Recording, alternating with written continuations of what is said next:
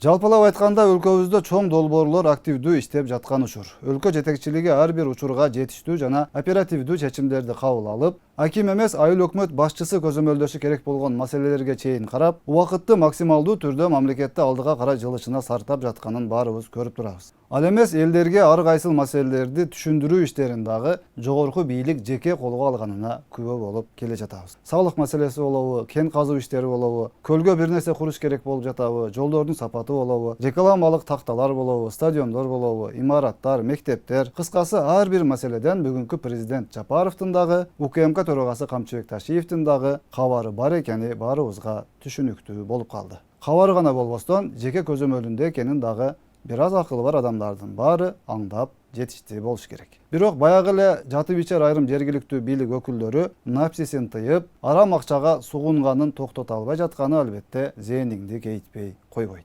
Кызматка бараарда көрүнгөн жетекчинин эшигин сагалап, өлкө жетекчилигине көрүнүп калсам экен, көзүнө илинип калсам экен деп жаны тынбай, эмне десе макул болуп, баарын кыйратам, мен күнү түнү чуркап иште беремин деп алышып, кызматка келгенден кийин мандыраж болуп, кайсыл ишти каерден башташын билбей, Жапаров же Ташиев келип айтмайынча шаар же райондун эмес, өзүнүн офисинин алдындагы чөптү оруп койгонго жарабай отургандары аз эмес. Буларды мурдагыларга окшоп өзүңөр акча таап, мынаны жасап койгула деп айткандан кийин, же мага мынча миллион пара алып кел, доля алып кел деп айткандан кийин, тетирисинче мына акчаны ал дагы шаарды же айылды өнүктүр, жолдорун кур, сууларын чыгар, мектеп, балдар бакчасын, парктарды кур, ишканаларды кур деп атса дагы, эзилгенден эзилип, бошошкондон бошошуп, же эл менен кыйратып тил табышып сүйлөшө албай, же мынаны курамын деп чыгын албай, бөлүнгөн акчаларды өздөштүрүп жетише албай калып жаткандары албетте өкүнүчтүү.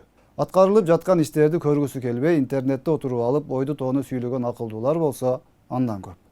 Бийлик мынаны аткарды, рахмат, жакшы иш болду десе, пактакор деп шылдыңдап, бийлик мынаны аткарбай жатат, жасап берсе жакшы болот эле десе, бузуку деп атап, биринен бири кем калышпай, өмүрүн эч пайдасыз кыйбат ушак менен өткөрүп жаткандар андан көп. Же кыргызча так сүйлөй албай, же орусча так сүйлөй албай, ал эмес же бир жерге иштейин дебей, жөн эле телефон чукуп, тантырап, бардык темага эксперт болуп алгандары андан көп. Кыскасы ар ким өз билгени менен убара. Бирок өлкө жетекчилиги ар бир саатты туура пайдаланууга болгон күчүн жумшап жаткандыгы дагы чындык. Бул эмгектин баарына тарых өз баасын берип, албетте бааланат. Болгону баарыбыз биримдикте, ынтымакта мамлекетибизди өнүктүрүүгө салым койсок, тезирээк алдыга жылабыз.